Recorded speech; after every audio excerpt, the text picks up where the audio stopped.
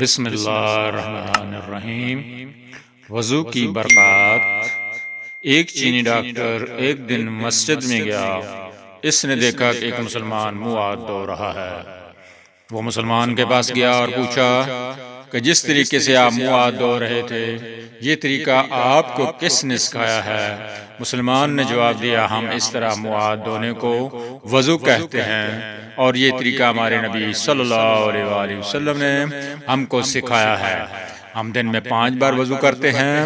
اس نے کہا کہ میں آپ کے نبی صلی اللہ علیہ وآلہ وسلم سے ملنا چاہتا ہوں، وہ کہاں رہتے ہیں؟ وہ شخص بولا، ان کا تو 1400 سال پہلے انتقال ہو گیا تھا۔ وہ بولا، میں چینی طریقہ علاج کا ماہر ڈاکٹر ہوں۔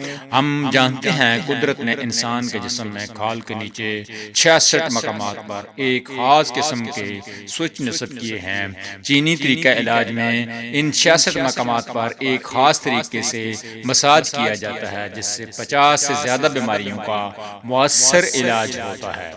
میں نے دیکھا کہ آپ جس طریقے سے وضو کر رہے تھے اس میں آپ نے وضو کے دوران جسم کی ایسی 62 جگہوں پر ہاتھوں سے مساج کیا جہاں قدرت نے سوئچ نصب کر رکھے ہیں، اور دن میں وضو 5 دفعہ وضو کرنے کی وجہ سے آپ کی بہت سی بیماریاں خود بخود غیر محسوس طور پر آپ کے جسم سے رفع ہوتی رہتی ہیں، جس کا آپ کو احساس بھی نہیں ہوتا۔